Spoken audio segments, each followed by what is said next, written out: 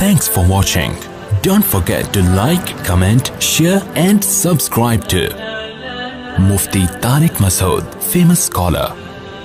ونستغفره ونؤمن به ونتوكل عليه ونعوذ بالله من شرور أنفسنا ومن سيئات أعمالنا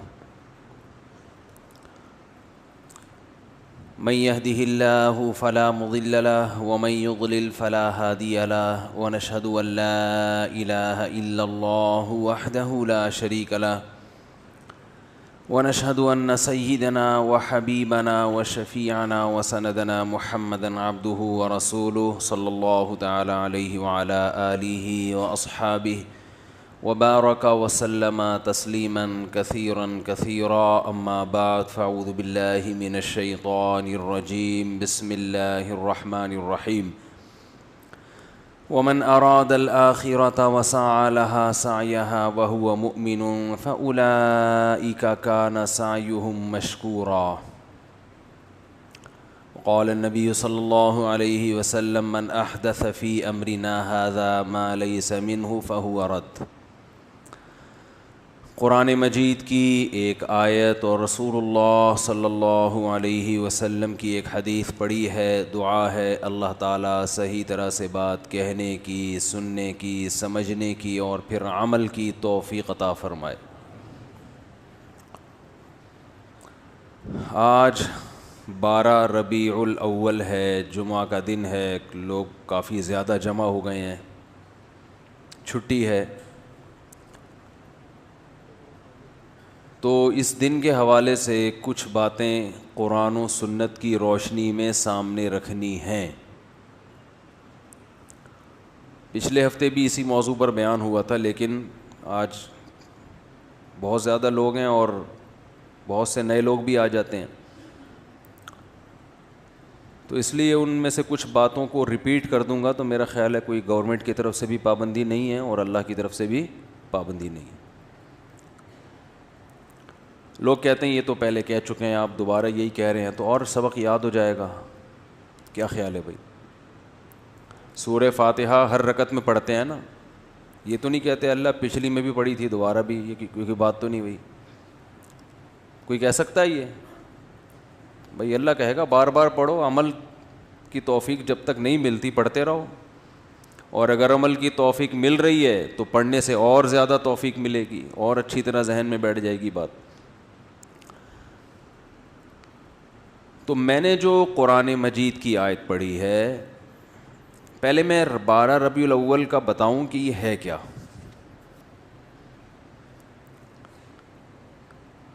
12 ربیع الاول نہ تو رسول اللہ صلی اللہ علیہ وسلم کی پیدائش کا دن ہے اور نہ ہی آپ کی وفات کا دن ہے. اس دن کا اسلام میں کوئی سرے سے سر پاؤں ہے ہی نہیں. سمجھ رہے ہیں؟ کچھ بھی نہیں ہے. یہ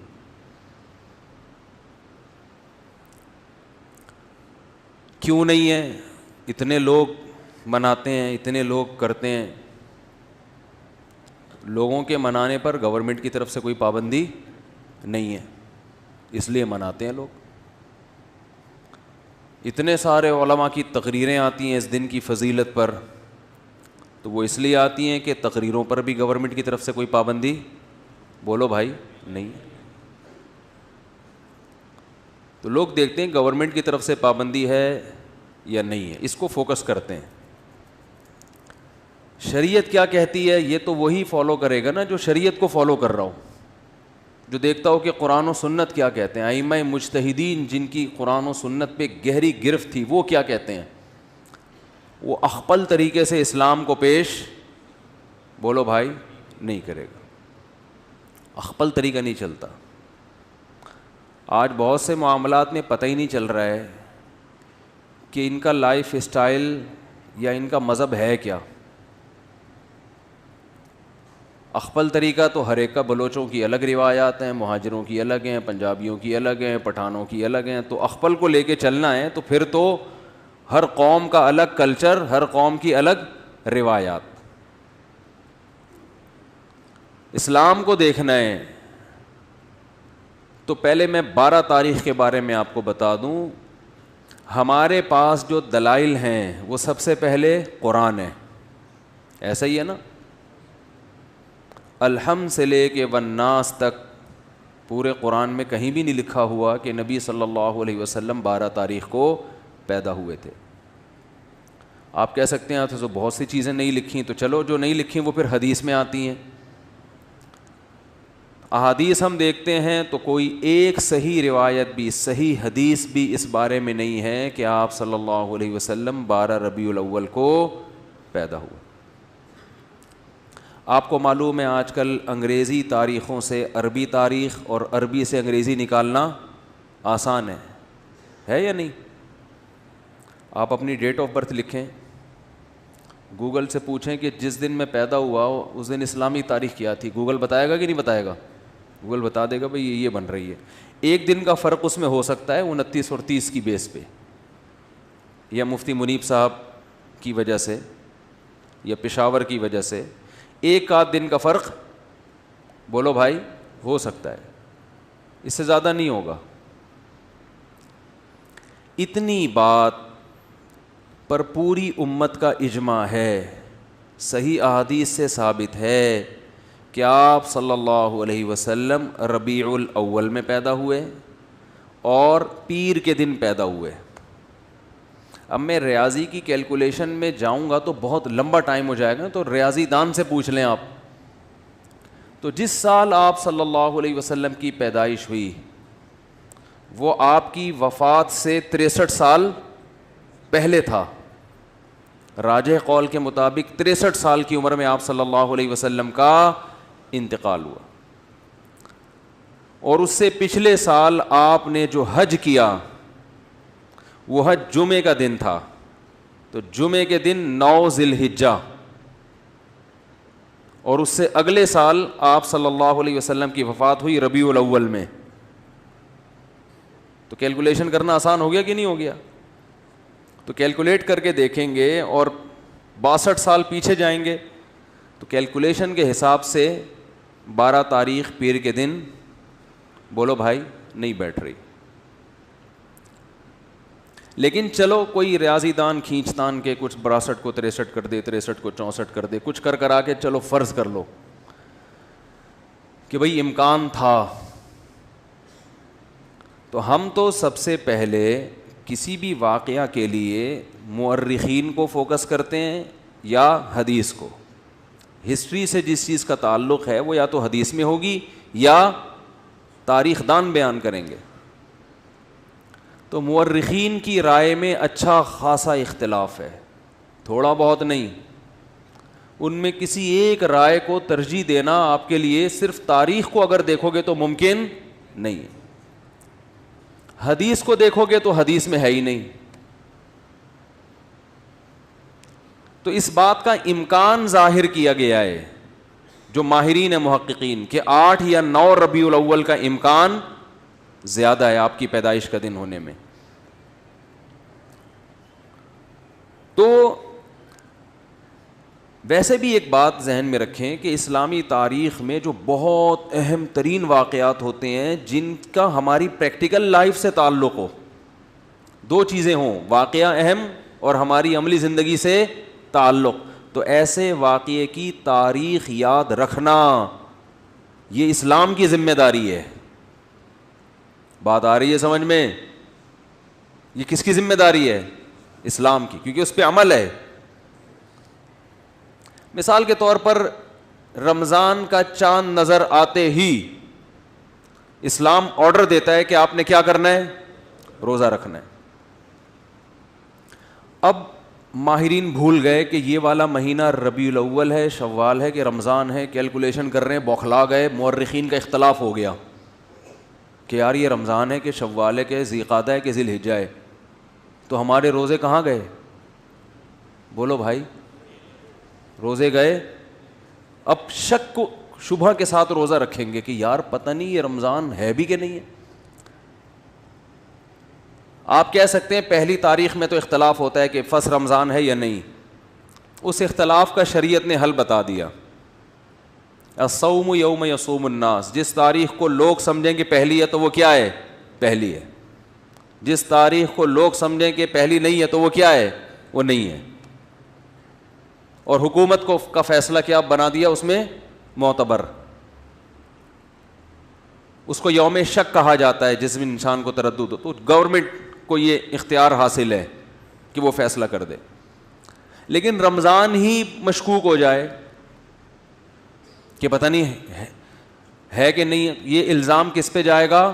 اسلام پہ, معاذ اللہ اللہ پہ, کہ اللہ نے رمضان کے روزے تو فرض کر دیے لیکن رمضان کی اللہ نے حفاظت نہیں کی. تاریخیں گول مول ہو گئی ہیں, گڑبڑ ہو گئی ہیں, آپس میں اتنے فرقے بن گئے کہ ان فرقوں کی وجہ سے اب تاریخ کا ہی نہیں پتہ چلتا کہ یہ رمضان ہے یا شوال ہے, بیچ میں اتنے فرقے پیدا ہو گئے. تو اللہ نے وہ تمام چیزیں جن کا انسان کی پریکٹیکل لائف سے تعلق ہے, ان کی تاریخوں کی حفاظت کس کے ذمے ہے؟ اللہ کے ذمے ہے. وہ کبھی دائیں بائیں نہیں ہو سکتے, کیونکہ پوری امت نے ایک دن رمضان یعنی رمضان کے مہینے میں روزے رکھنے ہیں نا. پتہ چلا جی ان کا رمضان کوئی اور ہے, ہمارا رمضان کوئی اور ہے, اور ہم کنفیوز ہو گئے ہیں اصل رمضان کون سا ہے. تو یہ حفاظت کون کرتا ہے؟ حج ذی الحجہ میں ہوتا ہے. تو ذی الحجہ جب آتا ہے تو ہمیں پوری امت کا اجماع ہے کہ ذی الحجہ جب آئے گا تو واقعی وہ ذی الحجہ ہی ہوگا, کیونکہ اس کے تواتر کے ساتھ اس کی حفاظت کی گئی ہے, اس میں اختلاف نہیں پیدا ہونے دیا اللہ نے. جیسے قرآن میں اختلاف نہیں ہے, پوری امت کا قرآن ایک ہے یا نہیں ہے, گرین کیا وائٹ کیا, زور سے آمین آہستہ آمین, جتنا بھی لبرل ہوگا بولے گا قرآن یہی ہے.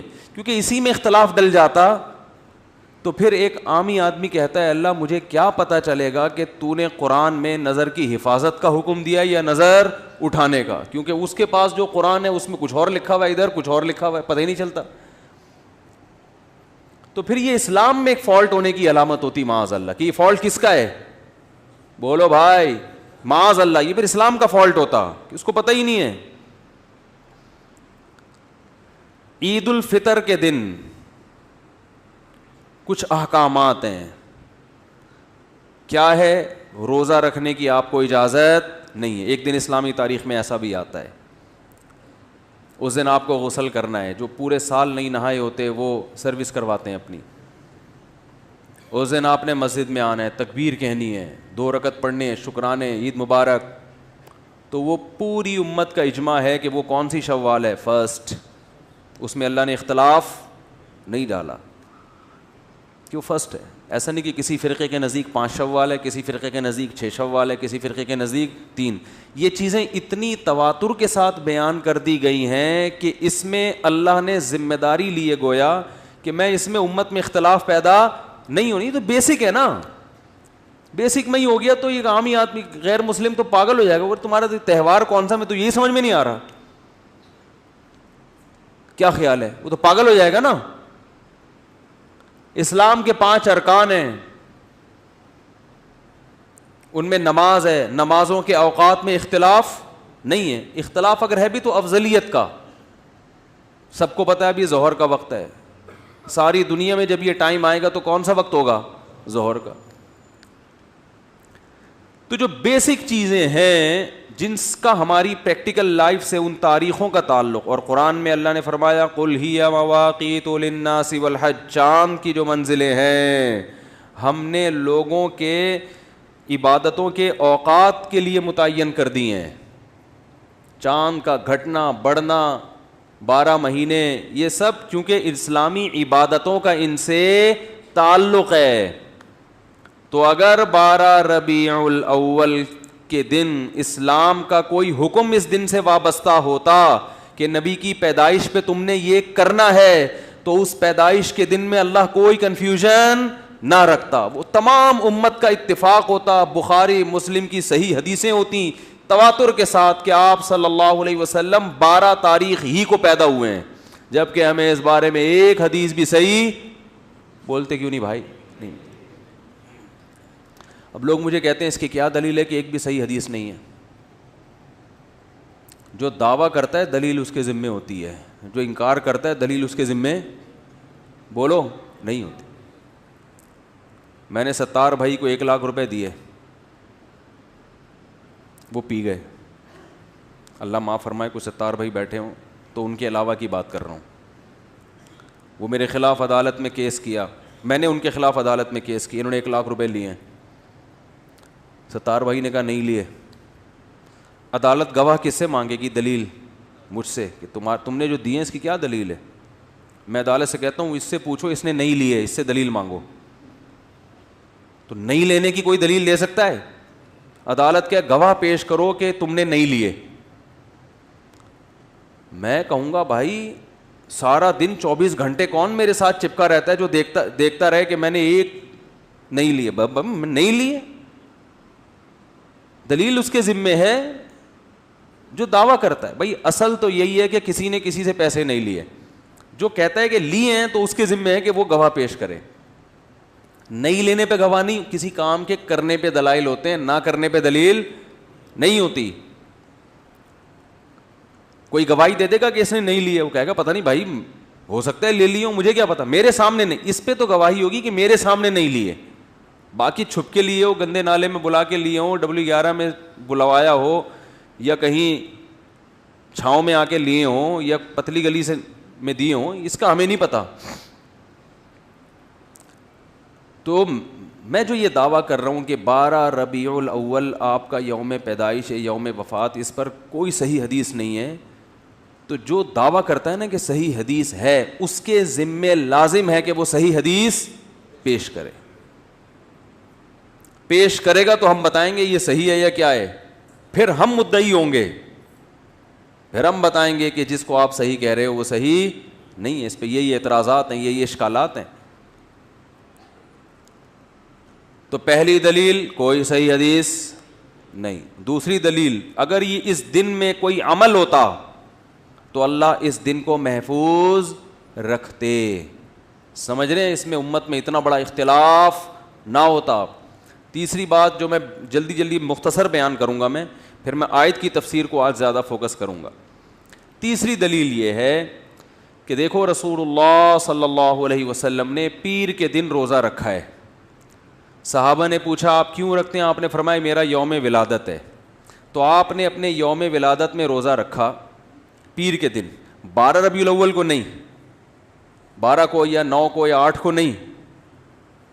کس دن رکھا؟ پیر. حالانکہ آپ صلی اللہ علیہ وسلم کی عادت شریفہ یہ تھی کہ کسی کے یوم ولادت کو آپ کسی بھی لحاظ سے اہمیت نہیں دیتے تھے, لیکن پھر بھی پیر کے دن کو آپ نے اہمیت دے کے روزہ رکھا, جو اپنے مزاج کے خلاف کیا آپ نے یہ کام. اس میں یہ حکمت, شاید آپ کو یہ علم ہو کہ میری امت آنے والی ہے جو میرے یوم ولادت کو باقاعدہ تہوار کے طور پہ منانا شروع کر دے گی, تو روزہ رکھ کے آپ نے اس میں تہوار کے کانسیپٹ کو ختم کر دیا. کیونکہ کسی بھی قوم کا روزہ اور تہوار ایک دن میں جمع نہیں ہوتا. رمضان ختم ہوتا ہے تو عید آتی ہے, رمضان میں عید نہیں آ سکتی. ارے عید جو ہے, عید جب روزے ختم ہوتے ہیں تو عید ہوتی ہے نا, اور ایسے ہی ختم ہوتے ہیں کہ اس دن روزہ رکھنا بھی حرام ہو جاتا ہے. تو یوم ولادت کو آپ نے روزہ رکھ کے بتا دیا کہ اس میں سیلیبریشن کا کوئی تصور نہیں ہے, اس کو سیلیبریٹ نہیں کیا جا سکتا, یہ تہوار نہیں ہے. تہواروں میں روزے نہیں رکھے جاتے. عید الفطر تہوار, بقرعید تہوار, جمعے کا دن بھی ایک قسم کا تہوار ہے جس میں سب جمع ہوتے ہیں. تینوں دن میں روزہ رکھنا منع. عید کے دن تو حرام, بقرعید میں حرام, شیطان روزہ رکھتا ہے. اور جمعے کے دن حرام تو نہیں ہے, ناپسندیدہ ہے. کوئی پہلے سے رکھتا آ رہا ہے تو رکھے, خاص جمعے کی فضیلت کی بیس پہ روزہ رکھے گا. صحیح بخاری مسلم کی حدیث, آپ صلی اللہ علیہ وسلم فرمایا لا تختصوا یوم الجمعۃ بصوم, جمعہ کے دن کو روزے کے ساتھ خاص مت کرو. عید کا عنصر ہے نا, نہا دھو کے 2 رکعت پڑھتے ہیں, جمع ہوتے ہیں, خطبہ ہوتا ہے, وہی سارے کام ہو رہے ہیں جو عید میں ہوتے ہیں. پیر کے دن آپ نے روزہ رکھا, اس کا کیا مطلب ہے؟ اس میں تہوار یا عید کا تصور ختم, لہذا اب اس کو عید میلاد النبی بولتے کیوں نہیں؟ کیا ہو گیا؟ عید میلاد النبی نہیں کہہ سکتے اس کو آپ, یہ عید کا دن نہیں ہے, ورنہ روزہ نہ ہوتا. دوسرا, اس میں خوشی منانا. تو نبی صلی اللہ علیہ وسلم نے پیر کا روزہ رکھ کے بتا دیا کہ میرے یوم ولادت کو خوشی نہیں منائی جا سکتی، کیونکہ خوشی منانا کھا پی کر کھلا کر ہوتا ہے، روزہ رکھ کے نہیں ہوتا۔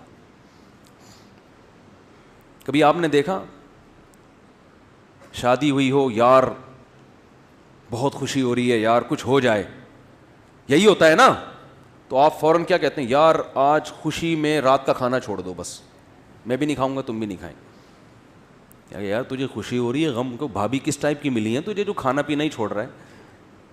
اسلام نے بھی اس کو فوکس کیا ہے، اسلام دین فطرت ہے نا، اسلام نے بھی خوشی کے موقع پہ کھانا کھلانا رکھا ہے۔ بچہ پیدا ہوتا ہے غم ہوتا ہے کہ خوشی ہوتی ہے؟ فیملی پلاننگ والوں کو تو بہت غم ہوتا ہے کہ 18واں پیدا ہو گیا، لیکن اسلام نے 18ویں بچے پہ بھی عقیقہ رکھا ہے کہ لڑکا ہے تو 2 بکرے، لڑکی ہے تو 1 بکرا۔ لڑکی پہ بھی خوشی ہے، 1 بکرا رکھا ہے، غم نہیں ہے، کیونکہ بہرحال اولاد ملی ہے، چاہے بیٹا ہو یا بیٹی۔ بیٹے پہ زیادہ خوشی ہوتی ہے تو 2 بکرے، 2 کاٹو، کھاؤ بھی اور پبلک کو کھلاؤ بھی، خوشی ہے نا۔ اس سے پتہ چلتا ہے اسلام اولاد کی کثرت پہ بھی بہت حریص ہے۔ 18واں بھی پیدا ہو رہا ہے تو غم نہیں منانا، بکرے کاٹ کے پبلک کی دعوت کرنی، اور فیملی پلاننگ والوں کو نیمبو چٹانا ہے۔ وہ کہیں گے یار یہ کیا ہو رہا ہے، خوشی منانی ہے، یہ پینلٹی نہیں ہے اللہ کی طرف سے، خوشی ہے، وہ تمہارا دستے بازو بنے گا، وہ تمہاری معیشت میں ترقی کا ذریعہ اور سبب بنے گا۔ فیملی پلاننگ والے بتاتے ہیں ایک اور آ گیا کھانے والا، غربت اور بڑھے گی۔ او بھائی وہ 2 ٹانگیں اور 2 ہاتھ لے کے پیدا ہوا ہے، وہ اتنا کھائے گا نہیں جتنا پبلک کو کھلائے گا، اس کو جوان ہونے دو۔ بچپن کا زمانہ جلدی گزرے گا، پھر جوانی ہے، کھائے گا بھی اور طبیعت سے کھلائے گا بھی، اور مرے گا تو ڈھیر ساری وراثت بھی چھوڑ کے جائے گا۔ اس لیے معیشت کا یہ اصول جو آپ کو کیلکولیشن بتائی جاتی ہے نا کہ جتنی آبادی بڑھے گی تو وسائل کم ہوں گے، یہ اصول جرمنی میں نہیں پڑھائے جاتے، یورپ میں یہ نہیں پڑھائے جاتے، یہ ہمیں پرانے بوسیدہ اصول پڑھائے جاتے ہیں۔ وہاں کے جو میں نے کتابوں کے حوالوں کے ساتھ پیش کیے تھے کہ اب جو اکنامکس کے جو جدید تحقیق ہے وہ یہ ہے کہ جتنا کمانے والے ہوں گے نا، آپ کی معیشت اسی اسپیڈ سے ترقی کرے گی، کیونکہ وسائل کی کمی نہیں ہے دنیا میں۔ بجلی کو روتے تھے، اب سورج کی شعاؤں سے کتنی بجلی پیدا کی جا رہی ہے، واپڈا والوں کو لوگ بجلی بیچ رہے ہیں، لوگ کہہ رہے ہیں یار تمہارے پاس بجلی نہیں، آؤ میرے چھت پہ بہت پلیٹیں لگی ہوئی ہیں لے جاؤ۔ تو اتنے وسائل بڑھ رہے ہیں کہ آپ کی سوچ ہوگی، اور پتہ نہیں زمین میں کیا کچھ ابھی دفن ہے جو زمین میں ابھی اگلا نہیں ہے۔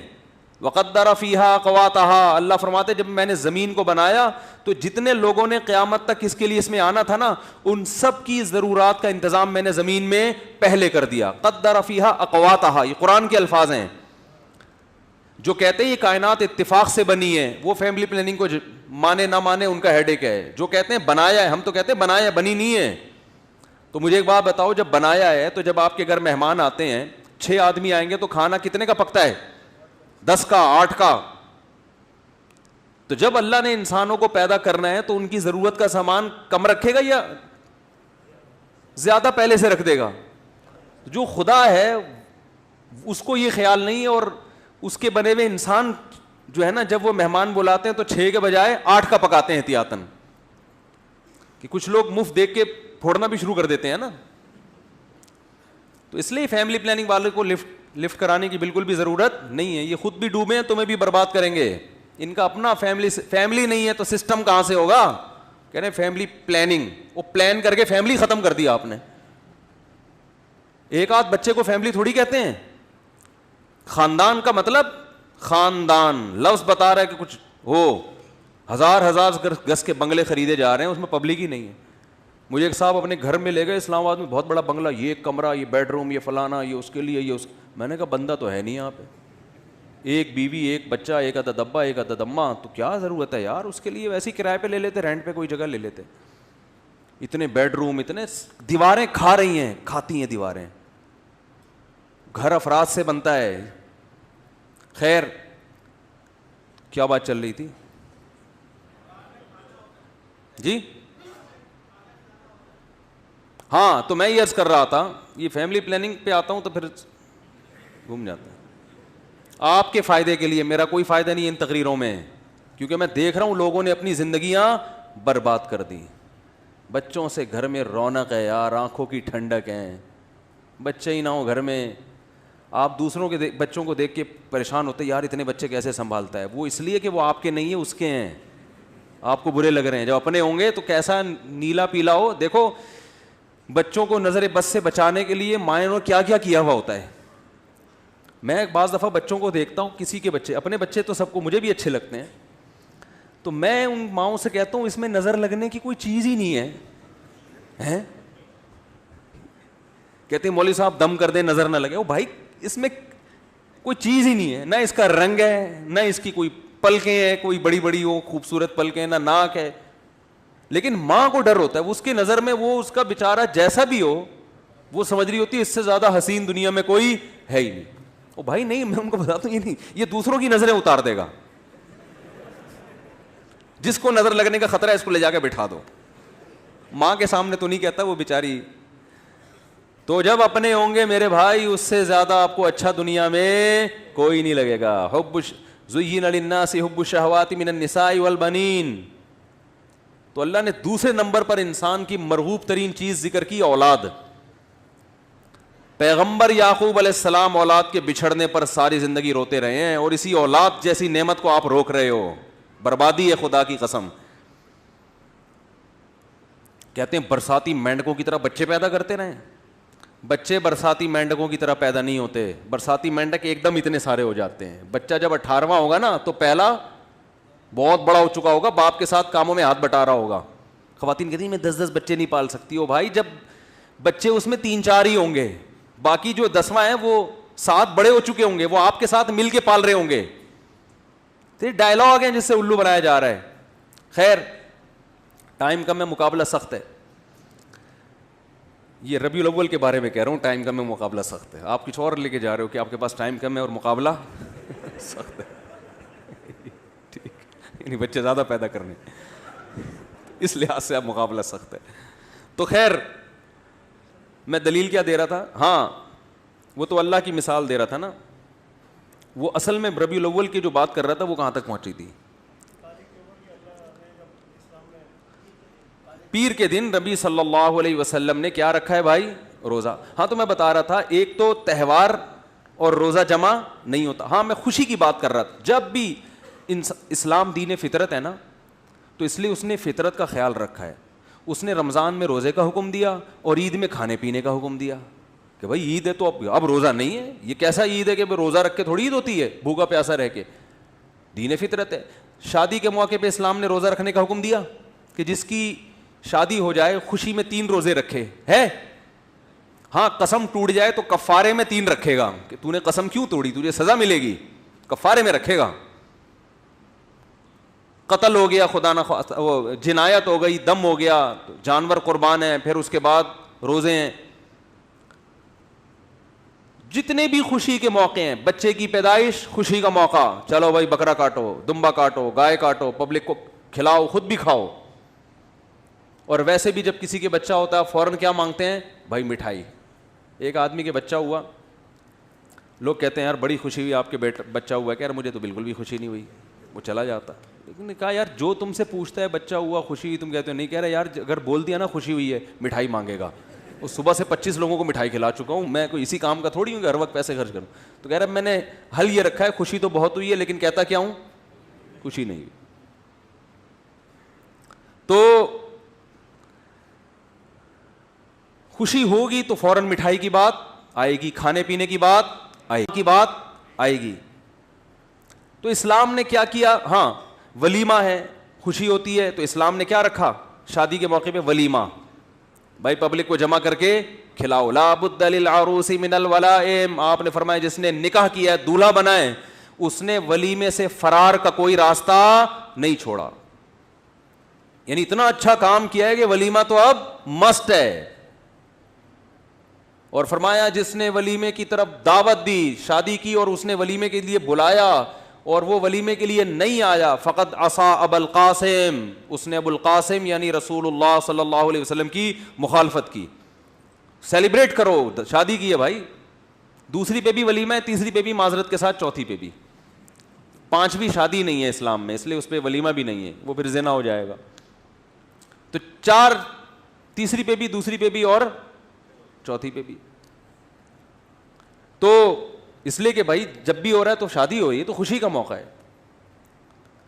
تو جتنے خوشی کے موقع ہیں, بچہ پاس ہو گیا, کھانے پینے کی باتیں, لیکن آپ نے اپنی ولادت کے دن روزہ رکھا تو کیا بتا دیا, یہ دن خوشی منانے کا, بولو نہیں. خوش ہونا الگ چیز ہے, خوشی منانا الگ چیز ہے. خوش ہونا تو جائز ہے بھائی, ربیع الاول آیا, ایک انسان کو مناسبت ہے, اس دن اس مہینے میں نبی صلی اللہ علیہ وسلم پیدا ہوئے, خوشی ہوتی ہے لاشعوری, ٹھیک ہے. آپ صلی اللہ علیہ وسلم کی طرف کسی چیز کی بھی نسبت ہو, ہمیں اسے دیکھ کے خوشی ہوتی ہے, چاہے وہ جگہ ہو. ہم جب مدینہ جاتے ہیں زیارت کے لیے, آپ کی قبر کو دیکھ کے خوش ہوتے ہیں, ہم امی عائشہ کے حجرے کو دیکھ کے خوش ہوتے ہیں, لیکن دیکھ کے خوش ہو کے کیا مٹھائیاں بانٹنا شروع کر دیں؟ او بھائی بس خوش ہو گئے, اللہ کا شکر ادا کرو, اے اللہ تیرا شکر ہے تو نے امی عائشہ کے حجرے کی زیارت کرا دی. کوئی عمل نہیں ہے. تو خوش ہونا ٹھیک ہے, خوشی منانے کے تصور, دیکھو خوش تو روزہ رکھ کے بھی ہوتا ہے کہ اللہ نے عبادت کی توفیق دی مجھے. وہ خوشی جو سیلیبریٹ کے طور پر, جس کو ہم سیلیبریٹ کرنا کہتے ہیں, جس میں اجتماعی سطح پہ کچھ کیا جاتا ہے, وہ خوشی الگ خوشی ہے, وہ منانے کی اجازت, وہ روزے کے ساتھ جمع نہیں ہوتی. تو پیر کے دن آپ صلی اللہ علیہ وسلم نے روزہ رکھ کے بتا دیا کہ میرا یوم ولادت خوشی منانے کا دن نہیں ہے. خوش ہو جاؤ تو ٹھیک ہے, منانے کا نہیں, منانے کی اجازت نہیں ہے. آپ چوتھی بات, اسلام میں جتنے تہوار, چوتھی پانچویں نمبر یاد نہیں مجھے, اسلام میں جتنے تہوار ہیں دن کی روشنی میں ہوتے ہیں, رات کو نہیں ہوتے. کرسمس کب شروع ہوتی ہے؟ رات 12 بجے. آپ دیکھیں ان عیسائیوں کو, سارے 3 پیس سوٹ میں گھوم رہے ہوں گے پھول وول لگا کے, رات کو شروع ہوتی ہے. اسلامی تہوار دن کی روشنی میں. عید الفطر کب ہوتی ہے بھائی؟ صبح صبح. عید الاضحیٰ کب ہوتی ہے؟ صبح صبح. تو اگر یہ 12 ربیع الاول عید کا دن ہے, تہوار ہے, تو یہ صبح ہونا چاہیے تھا, جبکہ یہ کب منائی جاتی ہے؟ رات کو. ابھی تو میں لاہور سے آ رہا ہوں, تو ابھی تھوڑی دیر پہلے میں ایئرپورٹ سے گزرا ہوں, پورا کراچی بند پڑا ہوا ہے, کیونکہ رات سب نے, جن جن لوگوں نے بھی رات کو چراغاں کیا, اب ظاہر ہے دن میں سو رہے ہوں گے نماز پڑھ کے, اچھا گمان رکھتے ہیں ہم. اس لیے کہ جب آپ رات کو جاگو گے تو دن میں کیا ہوگے؟ سو گے. تو تہوار منانے کے قابل نہیں رہو گے. تبھی تو ہم عید الفطر کی رات کو کہتے ہیں بھائی شاپنگ کے لیے نہ جاؤ, پھر دن میں سوتے رہو گے, عید تو گزر جائے گی. تبھی دیکھیں اب عیدیں راتوں کو منائی جا رہی ہیں. عید پہ ملنے لوگ رات 11:45 بجے جا رہے ہوتے ہیں, کہ سارا دن رات شاپنگ کی ہوتی ہے, سارا دن سوتے رہتے ہیں. تو عبادت بھی کوئی کرے گا تو اتنی کہ دن میں نبی صلی اللہ علیہ وسلم پوری رات عبادت نہیں کرتے تھے, سوتے بھی تھے اس میں, کیونکہ اللہ نے رات کس کے لیے بنائی ہے؟ سونے کے لیے. تو قرآن سے بھی ثابت ہے, حدیث سے بھی, اور فطرت اور میڈیکل سائنس اور نیچر سب کا اتفاق ہے کہ راتیں کس کے لیے ہیں؟ سونے کے لیے ہیں, چراغاں کرنے کے لیے. یار میں نے آپ سے بتایا تھا جس چیز پہ گورنمنٹ کی طرف سے پابندی نہ ہو تو اس کے کرنے میں کوئی حرج نہیں ہے. جب لوگ برے کام کر رہے ہیں اس لیے کہ گورنمنٹ کی طرف سے پابندی نہیں, تو آپ اچھا کام کیوں نہیں کر رہے ہیں؟ تو بولنے پر پابندی ہے تو بول لو. نیچے کمنٹس میں لوگ بول رہے ہوتے ہیں جب یہ سنتے ہیں بیان. تو اب میں جلدی سے بتاؤں آپ کو, یہ بھی ایک دلیل ہے مستقل کہ یہ تہوار کا نہیں ہے, ورنہ یہ دن میں ہوتا, رات میں نہ ہوتا. اور ایک اور بڑی خاندانی دلیل, ہٹو بچوں قسم کی, ہٹو بچوں. یہودیوں کے لیے سب سے مقدس دن جو مجازی عید تھا, چھوٹی عید تھا, ہفتے کا ایک دن ہے نا جس میں وہ سیلیبریٹ کریں گے, جمع ہوں گے, خطبہ ہوگا, جو بھی ان کا طریقہ تھا, وہ کون سا دن تھا؟ ہفتے کا دن, مقدس دن تھا. آج بھی یہودی ہفتے کو چھٹی کرتے ہیں, مقدس دن ہے. یہودیوں کے بعد کون سی قوم آئی؟ عیسائی, حضرت عیسیٰ علیہ السلام. ان کے لیے اللہ نے کون سا دن رکھا ہے؟ اتوار کا دن, مقدس. ترتیب دیکھو, پہلے یہودی تو ہفتہ, پھر عیسائی تو اتوار. تو ہمارا نمبر کون سا بنتا تھا؟ پیر کا. اور وہ یوم ولادت بھی تھا, وہ اس بات کے زیادہ لائق تھا کہ ہمارے لیے پیر کا دن رکھا جائے، لیکن نبی صلی اللہ علیہ وسلم اس دن پیدا ہوئے ہیں، ڈر تھا کہ امت یوم ولادت منانا نہ شروع کر دے، امت یہ نہ سمجھ بیٹھے کہ یہ اس لیے مقدس ہے کہ یوم پیدائش ہے، نے ریورس گیئر لگا دیا.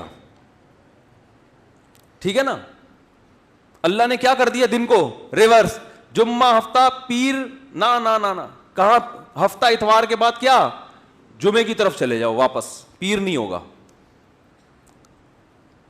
تو بھائی یہ تو کھرچ کھرچ کے اس دن کے تہوار اور عید ہونے کا تصور ختم کیا جا رہا ہے، نہ تاریخ محفوظ کی جا رہی ہے. جو پیر کا دن محفوظ ہے تو وہ روزہ رکھا جا رہا ہے، پھر جو مقدس دن ہفتے کا بنایا جا رہا ہے وہ پیر کے بجائے جمعے کو، حالانکہ بندہ کون سا تھا؟ پیر کا بندہ تھا. اس کے بعد بھی اگر میرا خیال ہے کوئی یہ کہتا ہے کہ 12 ربیع الاول یوم پیدائش بھی ہے، پہلی بات. نمبر 2، اس دن کو تہوار منانا چاہیے، خوشی منانی چاہیے. نمبر 2، پھر رات کو کرنی چاہیے، چراغاں کرنا چاہیے، اور پھر اس کے ساتھ بہت سارے اور جو لوازمات کر دی ہیں، ناچ گانے ہو رہے ہیں، ڈانس ہو رہا ہے، وہ پتہ نہیں کیا کیا ہو رہا ہے، وہ تو اس کو تو میں بھی چھیڑ ہی نہیں رہا. تو یہ سب اس کی علامت ہے میرے بھائی، آپ اللہ کو راضی کرنے کی فکر نہیں رکھتے. یہ اپنی خواہشات ہیں جس پہ دین کا لیبل لگا ہوا ہے. یہ خواہشات ہیں جس پہ لیبل کس کا ہے. اور ایسی خوشی جو سچی مچی کی عید ہے اس کو نہیں منا رہے ہوتے. جو عید الفطر ہے اس میں ایسا چراغاں ہوتا ہے بھائی، جس کا اللہ نے حکم دیا. رمضان قرآن میں اللہ نے عید الفطر کا حکم دیا، لِتُكَبِّرُوا اللَّهَ عَلَى مَا هَدَاكُمْ، کہ تم رمضان کے روزے رکھو تاکہ تم اللہ کی کبریائی بیان کرو، اللہ نے خوشی مناؤ، خوشی میں تکبیریں پڑھو. تو وہ نبی نے بتا دیا کہ یہ کون سا دن ہے؟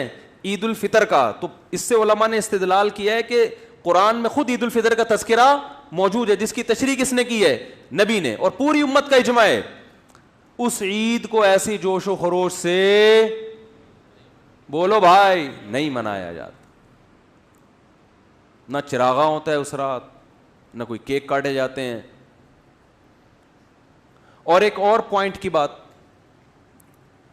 کہ اس کے تہوار نہ ہونے کی ایک بہت بڑی دلیل یہ بھی ہے کہ دنیا میں جس مذہب سے وابستہ لوگوں کا کوئی خاص تہوار کا دن ہوتا ہے، اس مذہب کے تمام فرقوں کا اس دن پر اتفاق ہوتا ہے. 25 دسمبر کرسمس، تمام عیسائی اس کو مانتے ہیں کہ نہیں مانتے؟ تہواروں میں اختلاف نہیں ہوتا، یہ بڑا دن ہوتا ہے نا، اختلاف نہیں ہوتا اس میں. لیکن یہ کیسا تہوار ہے کہ اس میں امت میں اچھا، کتابوں میں تو ہے ہی نہیں، جو مستند کتابیں، اور پریکٹیکلی بھی دیکھا جائے تو دنیا کے بعض ملکوں میں ہے، بعض ملکوں میں نہیں ہے. سعودی عرب جہاں اسلام آیا وہاں 12 ربیع الاول کا پتہ ہی نہیں چلتا کہ 12 آئی اور گزر گئی، جانتے ہی نہیں یہ کیا ہوتا ہے بھائی. دبئی میں نہیں پتہ چلتا، اب شاید پتہ چلنے لگا ہے، تو 1400 سال سے تو نہیں پتہ چل رہا تھا. تو ایسی عید ہے جو 1400 سال سے نہیں منائی گئی، اب منائی جا رہی. ملیشیا میں خود رہا ہوں، 12 ربیع الاول کچھ بھی نہیں، پتہ ہی نہیں تھا کہ 12 ربیع الاول ہے آج. انڈیا، پاکستان، بنگلہ دیش میں منائی جاتی ہے، لیکن پورے انڈیا، پورے پاکستان، پورے بنگلہ دیش میں بھی نہیں ہے. پاکستان کے کچھ علاقے، کچھ شہروں میں ہے، کچھ شہروں میں، بولتے کیوں نہیں بھائی؟ نہیں. لاہور کے کچھ شہروں میں ہے، کچھ شہروں میں. کل میں لاہور میں گیا، اسلام آباد سے کل مجھے لاہور آنا تھا، پھر لاہور سے کراچی نا. تو لاہور میں جب گیا تو رات کے وقت مجھے نہیں لگ رہا تھا یہاں ربیع الاول ہے، کچھ بھی نہیں، کوئی جھنڈی نہیں. ہمارے ایک دوست نے انوائٹ کیا، ان کی گلی میں جیسے ہی گیا ہوں تو میں سمجھا شاید یہ میرے استقبال میں انہوں نے پتہ نہیں کیا چراغاں کیا ہوا ہے. میں نے کہا خیریت؟ کہہ رہے بھائی 12 ربیع الاول ہے، آج رات ہے 12. تو ویسے ہم اتنے خوش فہمی میں مبتلا نہیں ہوتے کہ ہمارے استقبال میں کسی نے کیا ہوگا. تو لوگ اس پہ بھی تانا دے سکتے ہیں کہ جب آپ کے استقبال میں جائز ہو تو نبی کے استقبال میں کیوں جائز نہیں؟ بھائی نبی کا استقبال نہیں ہو رہا، نبی تو اپنی قبر شریف میں ہے. استقبال تو جب ہوا تھا جب آپ مکہ سے مدینہ گئے تھے تو بچیوں نے استقبال کیا تھا. تو اگر نبی تشریف لا رہے ہیں تو بھائی جتنا استقبال کیا جائے کم ہے. تشریف تو لا چکے ہیں، تشریف لا کے جا چکے ہیں، تبھی تو علماء کو انبیاء کا وارث کہا ہے حدیث میں. انبیاء کے وارث جب ہوتے ہیں جب مورث دنیا سے چلا جاتا ہے پھر وہ اس کا عہدہ سنبھالتے ہیں. نبی نے فرمایا علماء انبیاء کے کیا ہیں؟ وارث, کیونکہ اب انبیاء جائیں گے تو علماء ان کے قائم مقام ہوں گے. تو جو تہوار والے دن ہوتے ہیں کسی بھی قوم کے, ان میں اختلاف نہیں ہوتا. تو میں شہروں کی بات کر رہا تھا, کچھ شہروں میں ہے کچھ شہروں میں نہیں. پھر جن شہروں میں ہے اس میں بھی پورے شہر میں نہیں ہے. لاہور میں ڈیفینس میں نہیں تھا, اور وہ کون سا علاقہ ہے جہاں میں کل گیا تھا, نہیں یار وہ پتہ نہیں نام بھول گیا, اس علاقے میں ہے. جو بھی ہے بہت سے علاقوں میں ہے نا, نام آنا کوئی ضروری تھوڑی ہے بہت سے علاقوں میں. لاہور, کراچی میں دیکھ لو, کھارا در میں بہت ایسا لگ رہا ہے مسلمانوں کا تہوار ہے. ڈیفینس میں جاؤ گے لوگ ایسے ہی وہ سوکھے سوکھے منہ گھوم رہے ہوں گے, حالانکہ وہ بھی مسلمان ہیں بھائی, انہوں نے بھی کلمہ پڑھا ہے. عید الفطر میں تو فرق نہیں ہوگا, کھارا در میں اور ڈیفینس میں کوئی فرق ہوتا ہے؟ رمضان میں کوئی فرق ہوتا ہے؟ بقرعید میں کوئی فرق ہوتا ہے؟ بلکہ ڈیفینس والے زیادہ بقرعید وہ موٹے موٹے جانور لے کر آئیں گے, کھارا در والے تھوڑے سے چھوٹے لے آئیں گے. ڈیفینس والے تو جانوروں کے مقابلے پہ آئے ہوئے ہوتے ہیں, ایسے ایسے جانور آپ حیران ہو جاؤ. ڈر ہوتا ہے جانور نہ کھونٹے سے باندھے آپ کو کہیں تھوڑی دیر میں, اتنے بڑے بڑے جانور ہوتے ہیں. تو پیسہ زیادہ تو زیادہ منا لیتے ہیں. ناظم آباد میں نہیں منائی جاتی, اورنگی ٹاؤن میں یا لانڈی کے علاقوں میں منائی جا رہی ہے. اور پھر جس علاقے میں منائی جا رہی ہے اس میں بھی پورے میں نہیں منائی جا رہی. ایک گلی سجی ہوئی ہوگی, دوسری میں ہے ہی نہیں, حالانکہ وہ بھی مسلمان ہیں بھائی. وہ اگر مسلمان ہیں تو یہ بھی کیا ہیں, تو گئے کیا ان کو نبی سے محبت نہیں ہے؟ یہ نہیں منا رہے, پوری گلی خالی. پھر جس گلی میں جھنڈے ہوں گے اس میں بھی پوری گلی میں نہیں. اس والے گھر میں بتیاں لگی ہوئی ہیں, جھنڈے, بتیاں, لائٹیں, چمک پٹیاں, بچے بوڑھے کیا سب ایسے بالکل جیسے سروس اسٹیشن سے نکل کے آئے ہوں, ابھی کو ایسا تیزاب سے نہائے ہوئے, بالکل ایسے چمک چھلو بنے ہوئے ہوں گے. اور ساتھ والے گھر میں بولو بھائی پتہ ہی نہیں ہوگا. تو یہ خود اس کی علامت ہے, یہ مسلمانوں کا تہوار نہیں ہے. تہوار ہوتا تو لبرل مسلمان بھی کر رہے, لبرل لوگ بھی عید رمضان منائے نہ منائے, عید بہرحال منا لیتے ہیں. دیکھو ٹی وی پہ بھی عید پہ پروگرام آتے ہیں نا, عید مبارک یہ وہ, حالانکہ ایک روزہ بھی رکھا ہوگا انہوں نے, بدگمان نہیں ہونا چاہیے, لیکن اگر نہیں بھی رکھا ہوتا تو عید بہرحال زیادہ اچھے طریقے سے منا رہے ہوتے ہیں. کیا خیال ہے بھائی؟ تو یہ سب اس بات کے دلائل ہیں کہ اس دن کا اسلام میں کوئی تصور نہیں ہے. باقی ربیع الاول آنے سے آپ کو خوشی ہوتی ہے, اچھی بات ہے بھائی, نبی کا مہینہ ہے, نبی پیدا ہوئے اس دن, بہت اچھی بات. دل میں ایک دھڑکن تیز ہو جائے, ایمان کی علامت. اب میں نے جو آیت پڑھی تھی میں اس کا اب ترجمہ کرتا ہوں تو انشاءاللہ بات اچھی طریقے سے سمجھ میں آئے گی. ہم سب یہ سب کیوں کرتے ہیں؟ آخرت میں کامیابی کے لیے, اللہ کو راضی کرنے کے لیے, اسی لیے کرتے ہیں نا. تو قرآن میں اللہ نے ارشاد فرمایا, آخرت میں کامیاب ہونے کی شرطیں اس آیت میں اللہ نے بیان کی ہیں. پہلی شرط ومن اراد الآخرۃ, سورہ بنی اسرائیل کی یہ آیتیں ہیں. میں آیت نمبر نہیں بتاتا, لوگ کہتے ہیں آپ نمبر نہیں بتاتے, میں پوری آیت پڑھ کے سنا رہا ہوں آپ کو, ٹھیک ہے نا. تو نمبر بتانے کی کیا ضرورت ہے, نہ نکلے تو مجھے بتائیں. پوری آیت پڑھ کے سنا رہا ہوں. سورہ بنی اسرائیل, ومن اراد الآخرۃ وسعى لها سعیها وهو مؤمن فاولئک کان سعیهم مشکورا. ومن اراد الآخرۃ, کامیابی کی پہلی شرط آخرت کا ارادہ کرے. کوئی بھی عمل کر رہا ہے تو نیت کیا ہونی چاہیے؟ آخرت. کتنا ہی اچھا عمل اگر پبلک کے لیے کیا جائے گا تو اللہ پبلک خوش ہوگی, اللہ خوش نہیں ہوگا. یہ لوگ کہتے ہیں نا اتنے بہترین سائنسدان دنیا میں گزرے, آئنسٹائن, نیوٹن, اتنی انسانوں کی خدمت کی, اگر ان کی موت ایمان پر نہیں ہوئی تو جنت میں نہیں جائیں گے. کیوں نہیں جائیں گے بھائی؟ اس لیے نہیں جائیں گے کہ سب اللہ کے لیے نہیں کیا نا. اور اگر ان میں سے کسی نے اللہ کے لیے کیا تھا اور ایک اللہ کو مانتا تھا تو پھر ہم نہیں کہتے کہ جہنم میں جائے گا, پھر تو وہ ایمان ہے. لیکن اگر نہیں کیا تھا, کفر میں موت ہوئی ہے, تو بھائی جتنا بھی کر لو, دنیا کے لیے کیا تو اللہ کہے گا جن کو تم نے پنکھا بنایا, بلب بنا کے دیا, روشنی حاصل کر رہے لوگ, آپ کو دعائیں دیتے ہیں. اور دعائیں کا مطلب مجھ سے کہتے ہیں کہ ان کی مغفرت کر دے, تو میں کہوں گا میرے لیے کیا ہوتا تو میں مغفرت کر دیتا. میرے لیے, مجھے تو مانتے نہیں تھے. تو پہلی شرط کیا ہے؟ نیت درست. کس کے لیے ہونی چاہیے عبادت؟ کتنا ہی نیک کام ہو کس کے لیے ہونا چاہیے بھائی؟ اللہ کے لیے. پبلک کے لیے ہو رہا ہے جو مرضی کر لو, اللہ نہیں مانے گا. تھوڑا عمل ہو اللہ کے لیے, اس تھوڑے کو اللہ بڑھا دے گا. دوسری شرط وسعہ, کیا انداز ہے, کوشش بھی ہو, صرف نیتوں کو درست نہ کرتا رہے سارا دن بیٹھ کے. ایک آدمی کہتا ہے میں نیت کرتا ہوں نماز پڑھنے کی صرف اللہ کے لیے, صرف اللہ کے لیے نماز پڑھنے کی نیت کرتا ہوں, میں نیت کھڑا ہوا ہے نا, میں نیت کرتا ہوں, نہ میں ستار بھائی کو دکھا رہا ہوں, نہ میں وقار بھائی کو دکھا رہا ہوں, میں سلیم بھائی, وسیم بھائی, میری بیوی بھی دیکھ رہی ہے, اس کو بھی دکھانے کا مقصد نہیں ہے, مفتی صاحب بھی دیکھ رہے ہیں کہ نمازی ہے, ان کو بھی دکھانے, اے اللہ میرا مقصد صرف تجھے راضی کرنا ہے. نماز کا ثواب مل جائے گا صرف یہ بولنے سے؟ ابے بھائی نماز نیت بھی تو باندھ, اب نماز بھی تو شروع کر, نیت ہی کرتا رہے گا سارا دن بیٹھ کے, کیا ہو گیا بھائی؟ نہیں آ رہی سمجھ میں تو رہنا تو بیان یہی ختم کرتے ہیں یار. یہ قرآن کی ہم تشریح کر رہے ہیں کہ اللہ نے فرمایا نیت آخرت ہو, وسعہ, اور پھر اس کے لیے کیا ہو, عمل بھی, کوشش بھی. اخلاص بہت ہے حضرت جی میں, تو کرتے کیا ہیں اس اخلاص کی وجہ سے؟ کرتے کچھ بھی نہیں ہے, مخلص آدمی ہے, قوم کے ساتھ مخلص بہت ہے. تو ابے بھائی اس قوم سے اخلاص کی وجہ سے قوم کی خدمت کیا کی ہے؟ کہ خدمت تو کچھ نہیں, لیکن بندے کے اخلاص پہ مرتا ہوں میں. وہی فری پھوکٹ کی محبت ہے جس کے لوگ دعوے کر رہے ہوتے ہیں ایک دوسرے سے.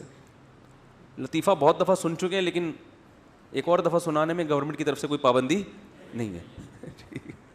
وہ ایک آدمی نے اپنی محبوبہ سے کہا میں تمہیں وسیم کی طرح گاڑی تو نہیں دلا سکتا, لیکن اپنے دل میں بٹھا کے گھما سکتا ہوں. میں تمہیں سلیم کی طرح بنگلہ تو نہیں دے سکتا, لیکن دل میں تمہارے لیے بہت بڑا گھر بنا سکتا ہوں. میں تمہیں, اور کون ہے بھائی, غفار کی طرح یا ستار کی طرح جہازوں میں تو سفر نہیں گھما سکتا, یعنی پیسہ نہیں ہے نا, لیکن اپنی پلکوں پہ بٹھا سکتا ہوں. تمہیں اور کیا چاہیے؟ اس نے کہا سلیم, وقار, غفار کا نمبر چاہیے. سمجھ رہے, سلیم, وقار اور غفار کا نمبر چاہیے. تو نکل یہاں سے, تو خالی زبانی باتیں کر سکتا ہے, کم بخت تو کچھ بھی بولو بھائی, کچھ بھی نہیں کر سکتا. تو باتیں پھینکنے پر گورنمنٹ کی طرف سے کوئی پابندی ہے؟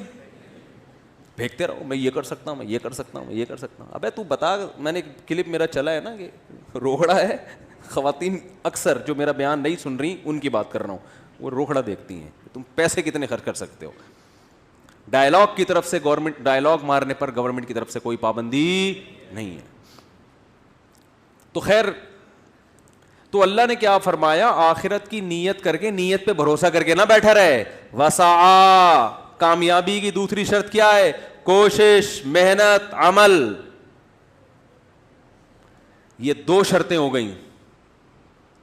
تیسری شرط جو آج اصل میں جس پر میں بیان کرنے کا ارادہ تھا, وسعہ لہا, اس آخرت کے لیے کوشش کرے, سعیہا, آخرت والی کوشش. اخپل طریقے سے کوشش کرے گا وہ قابل قبول نہیں ہے, چاہے کتنی ہو. جو کوشش اللہ نے بتائی ہے, جو عمل اللہ نے بتایا, وہ والا عمل کرنا ہے. اپنی طرف سے کرتا رہے گا, چاہے بظاہر کتنا اچھا عمل ہو, پبلک داد دے یار یہ تو عشق رسول میں پاگل ہو گیا ہے. اللہ فرماتے ہیں میری نظر میں اس عمل کی کوئی حیثیت, کوئی ویلیو نہیں ہے. مثال کے طور پر آپ نے نیت کر لی, فجر کے 2 فرض پڑھ رہے ہیں آپ, دل میں نیت کی میں نیت کرتا ہوں صرف اللہ کے لیے, للہ فی اللہ, نہ وسیم بھائی, نہ ستار بھائی, نہ غفار بھائی, کسی کو دکھانا مقصد نہیں ہے. دل میں پکی ڈھکی ہے, اللہ صرف تیرے لیے, اور واقعی اس میں سچا بھی ہے. یہ تو ہو گئی نیت. آگے عمل شروع کیا بھائی, تکبیر تحریمہ کہہ کے نیت باندھ لی, چلو جی. لوگ کہیں گے یار 2 شرطیں پوری ہو گئیں, کیا خیال ہے؟ اب اس کو نماز میں اتنا مزہ آیا, جب یہ سجدے میں گیا نا, اتنا مزہ آیا, سبحان ربی الاعلی, سبحان ربی اعلیٰ، سبحان ربی الاعلیٰ. اللہ کا عشق اور محبت اس کے کا طوفان اس کے دل میں پیدا ہو گیا، شعلے بھڑکنے لگے عشق اور محبت. 2 سجدوں کے بعد جب یہ اٹھا ہے، اس نے کہا یار اتنا مزہ آیا سجدے میں، میرا اللہ میرے اتنے قریب. حدیث میں آتا ہے سجدے میں انسان سب سے زیادہ اللہ کے قریب ہوتا ہے. ایک اور ہو جائے یار، 2 کے بعد تیسرا بھی ہو جائے. ہائے ہائے بات نہیں سمجھ میں آئے گی بھائی. 2 کے بعد تیسرا بھی ہو جائے. آج تو ہو جائے یار، آج تو دے مار سردے پہ سردا. بس جب تک سورج طلوع نہیں ہوتا نماز قضا نہیں ہوتی.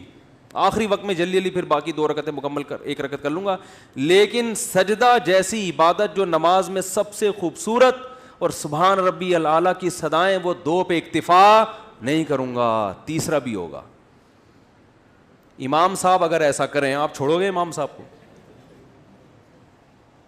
بولو گے کیا ہو گیا، ابھی 2 دفعہ پہ کھڑے ہونا تھا، یہ دوبارہ سجدے میں چلے گئے، خیریت؟ پیچھے سے سبحان اللہ یہ لقمہ دو گے نا کہ امام صاحب غلطی سے، پاک صرف اللہ ہے، آپ سے غلطی ہو گئی ہے، سبحان اللہ کا یہ مطلب ہے. کوئی اللہ اکبر کہے گا، کوئی بعض لوگ تو جوش میں آ کے بولنا شروع کر دیتے ہیں. ایک آدمی، ہمارے استاذ نے واقعہ سنایا، ایک گاؤں میں ایک بندہ عصر کی نماز پڑھا رہا ہے اور امام صاحب بیچارہ بھول گئے، وہ جہرن تلاوت شروع کر دی. ہوتا ہے نا بھول جاتے ہیں امام صاحب، زور سے فاتحہ پڑھنا شروع کر دی. پیچھے سے ایک صاحب کہہ رہے ہیں سبحان اللہ، امام صاحب کو سمجھ میں نہیں آیا. ایک صاحب کہتے ہیں العصر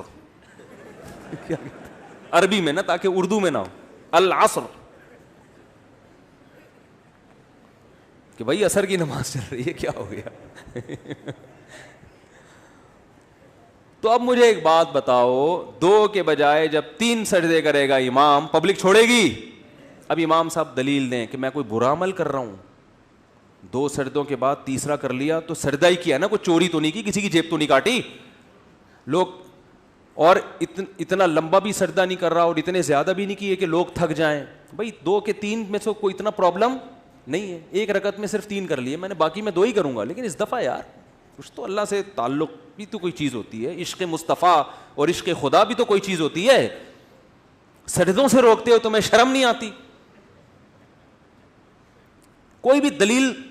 پھر اچھا امام صاحب بہت زیادہ فنڈر گیری شروع کریں اور بولیں اسلام میں دکھاؤ تیسرا سجدہ بھی حرام ہے، یہ دکھاؤ کسی حدیث میں. 2 کے بعد تیسرا سجدہ کے ناجائز ہونے کی دلیل بتاؤ. کوئی بتا سکتا ہے؟ ہمارے علم میں تو کوئی حدیث نہیں جس میں 2 کے بعد آپ نے تیسرے سے منع کیا ہو. بس یہی حدیث کے نبی نے کتنے کیے ہیں؟ 2. کیونکہ وسع کوشش کی ہے، سا یہاں آخرت والی کوشش. آخرت والی وہ ہے جو اللہ اس کے رسول نے بتائی ہو. اب اگر 2 کے بعد تیسرا سجدہ کر لیا تو یہ اخپل کوشش ہوگی، یہ اللہ رسول کی بتائی ہوئی کوشش نہیں ہوگی. جنت اللہ کی اخپل جنت ہے تو اللہ کے بتائے ہوئے طریقے سے ملے گی. آپ کے اخپل طریقوں سے آپ کے اخپل چیزیں مل جائیں گی آپ کو، اللہ کی بنائی ہوئی چیزیں بولو نہیں ملیں گی. تو اس کی کوئی دلیل نہیں ہے. تو بھائی یہی دلیل ہے کہ قرآن نے کہا ہے کہ کوشش وہ کرنی ہے جو اللہ رسول نے بتائی. تو اللہ رسول نے ہمیں بتا دیا کہ کس دن خوشی منانی ہے. صحیح ہے نا؟ وہ کون سے دن ہیں عبادت والے؟ عبادت جن میں خوشی عبادت ہے.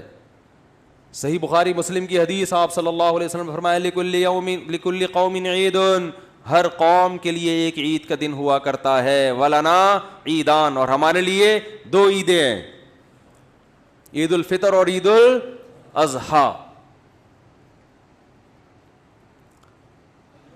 تو وسع لہا سعیہا، یہ کون سی شرط ہو گئی؟ 3 شرط. اذان جب ہم دیتے ہیں، لوگ کہتے ہیں اذان سے پہلے یہ پڑھنے میں کیا حرج ہے، وہ پڑھنے میں. بھائی اذان A to Z کمپلیٹ اللہ اس کے رسول نے بتایا، نہ اس سے پہلے کچھ پڑھنا ہے نہ اس کے بعد. اس کے بعد اگر دعا ہے تو وہ آہستہ ہے. حضرت بلال نے کبھی اذان کے بعد بلند آواز سے اذان کی دعا نہیں پڑھی، اللہم رب ہذہ الدعوۃ التامہ، یہ کبھی حضرت بلال نے اونچی آواز سے نہیں پڑھی ہے. تو نہ اذان سے پہلے کچھ اونچی آواز سے، نہ اذان کے بعد، کمپلیٹ بتا دی. اللہ اکبر سے شروع ہوگی، لا الہ الا اللہ پہ ختم. تو جو مؤذن یہ والی اذان دے گا تو اس نے نیت بھی درست کی اذان میں کہ اللہ کے لیے اذان دے رہا ہوں، کوشش بھی کی کہ اذان دی, اور کوشش بھی وہ جو آخرت کی کوشش جو کمپلیٹ. اب اگر کوئی مؤذن صاحب کھڑے ہوں اور وہ اذان دیں, جب آخر میں پہنچے لا الہ الا اللہ, اس کے بعد انہوں نے کہا محمد الرسول اللہ,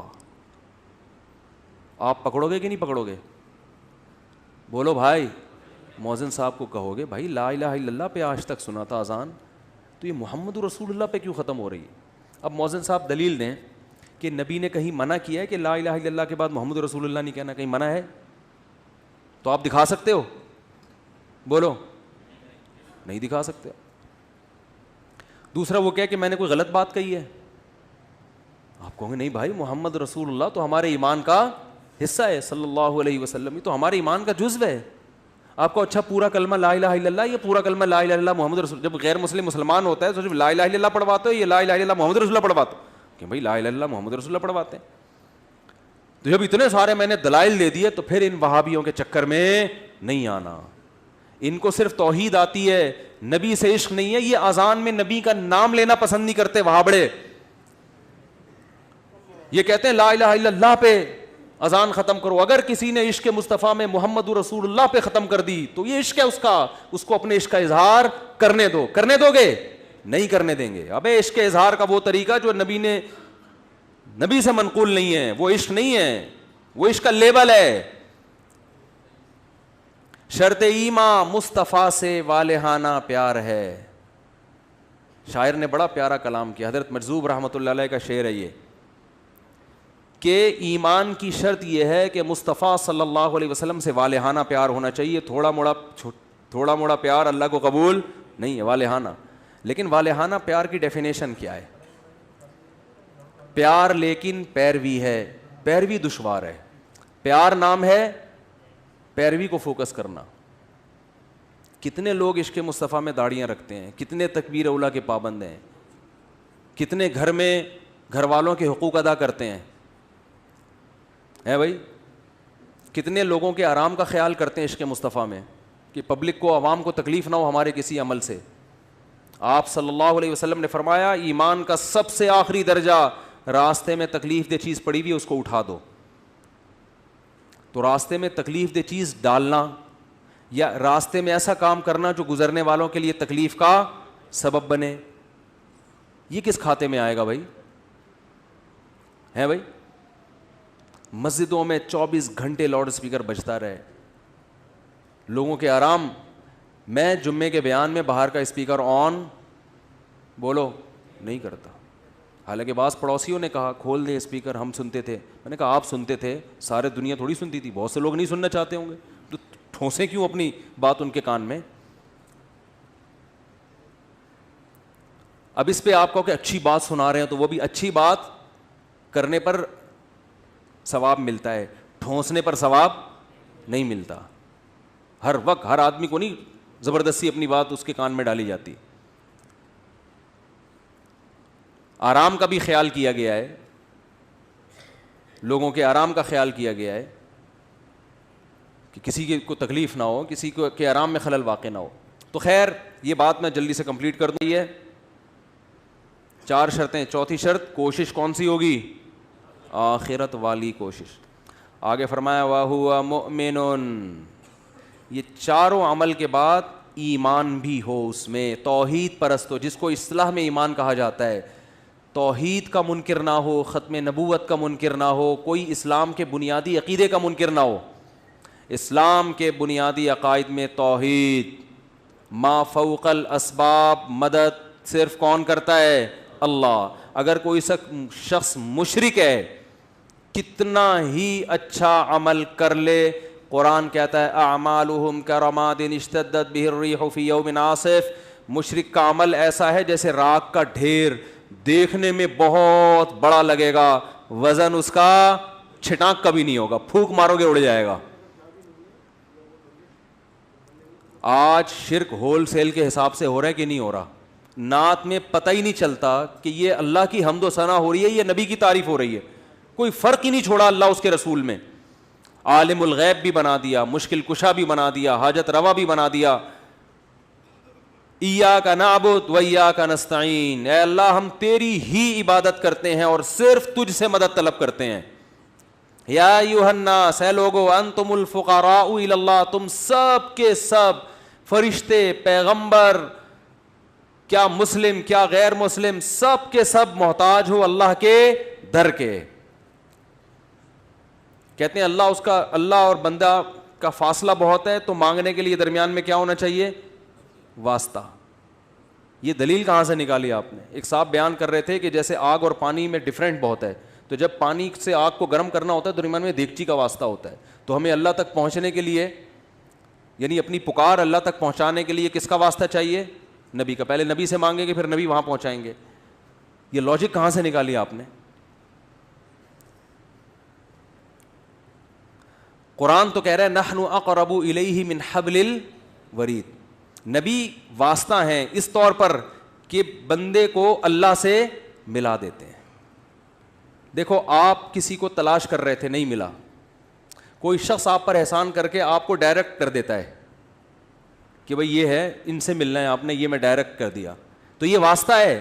مگر یہ واسطہ دونوں کو آپس میں ڈائریکٹ کرنے کے لیے کہ تاکہ اب ان دونوں کے درمیان کوئی واسطہ نہ رہے. تو لوگ اللہ کو بھول چکے تھے، اللہ کی معرفت نہیں تھی، اللہ کو جانتے نہیں تھے. آپ صلی اللہ علیہ وسلم واسطہ بنے اور امت کو اللہ سے جوڑ دیا اور بتا دیا کہ ڈائریکٹ کس سے مانگنا ہے؟ اللہ سے. تو واسطہ اس معنی میں ہے کہ اللہ سے ملانے کا واسطہ ہے. جب ملا دیا تو پھر اگر آپ کہتے ہیں درمیان میں بھی واسطہ چاہیے تو پھر نبی کا جو مشن تھا وہ معاذ اللہ وہ غلط ہو جائے گا. مشن تو تھا ہی ملانا.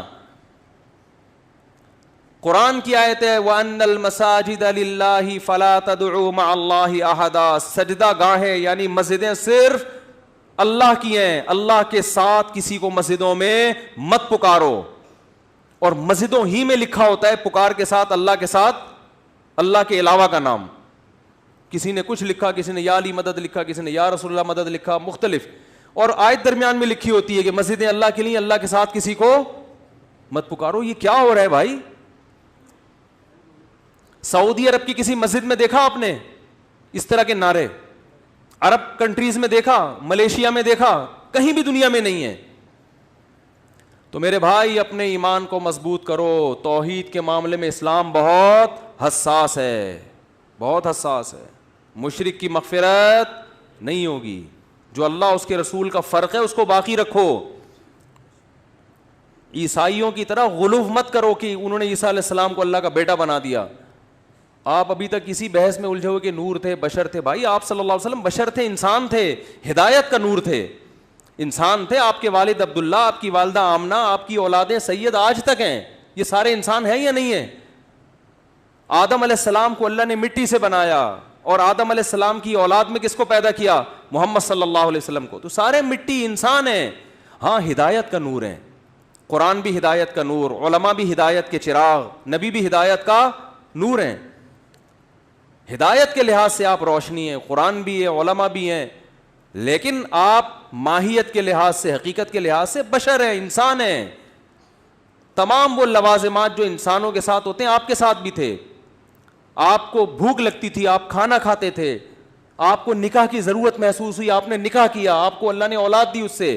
آپ بیمار ہوتے تھے، علاج کرتے تھے. مشرکین کہتے تھے کہ ما لهذا الرسول یاکل الطعام ویمشی فی الاسواق. یہ کیسا پیغمبر ہے جو کھانا بھی کھاتا ہے اور بازاروں میں خریداری بھی کرتا ہے. سمجھ رہے ہیں نا؟ اور اس رسول پر اس وقت تک ایمان نہیں لائیں گے جب تک یہ انگلی سے اشارہ کرے اور چشمے جاری ہو جائیں. تو قرآن نے کیا جواب دیا؟ قل سبحان ربی. اے نبی ان سے کہہ دو میرا رب ہر عیب سے پاک ہے، میں تو عاجز ہوں. ہل کنت الا بشر رسولا. میں نے کب دعویٰ کیا میں یہ سب کچھ کر سکتا ہوں؟ میں تو ایک بشر ہوں، انسان ہوں، پیغمبر ہوں. میرا یہ دعویٰ ہی نہیں ہے. پھر آپ کہہ سکتے پھر چاند کے 2 ٹکڑے کیوں کیے؟ وہ اللہ نے کیے، وہ نبی نے نہیں کیے. بعض دفعہ اللہ اپنی نشانی دکھاتا ہے اپنے بندوں کے ہاتھ پہ. تو اللہ نے کہا ہے محمد صلی اللہ علیہ وسلم آپ اشارہ کرو میں توڑ دوں گا تاکہ ان کو یقین آ جائے. اختیارات نہیں دیے نہ چاند کو ٹکڑے کرنے کے، نہ زمین سے چشمے جاری کرنے کے. جیسے حضرت موسیٰ کے پاس لاٹھی کو سانپ بنانے کے اختیارات نہیں تھے. لیکن بنتی تھی لاٹھی ان کے ہاتھ میں، سانپ بنتی تھی، اشدہا بنتی تھی، سمندر کے 2 ٹکڑے کرتی تھی. اللہ کرتا تھا، نہ لاٹھی کرتی نہ موسیٰ کا. اگر موسیٰ کو، حضرت موسیٰ علیہ السلام کو یہ اختیار ہوتا کہ وہ لاٹھی سے سمندر کے 2 حصے کر دیں تو پھر حضرت موسیٰ سمندر اور دریا کے کنارے کھڑے ہو کر پریشان نہ ہوتے اور بنی اسرائیل پریشان نہ ہوتے. یا موسیٰ انا لمدرکون، پیچھے فرعون مارے گئے. وہ کہتے ہیں موسیٰ آپ کے پاس تو لاٹھی، آپ تو جب چاہیں جو چاہیں کر لیتے ہیں، کچھ کر لے. کہنا یار یہ لاٹھی کو تو سانپ بنتے دیکھا، وہ تو کچھ دیکھا نہیں، پتہ نہیں یہ سانپ کیا کرے گا یہاں پہ.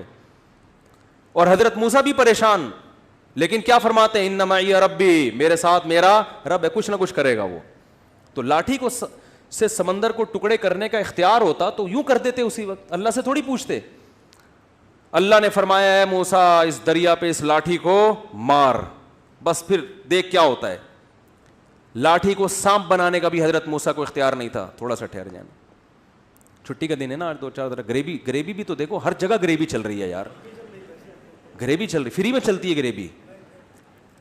پھر پکڑائی میں نہیں، آواز کافی رش ہے تو پکڑائی میں نہیں آؤ گے آپ لوگ.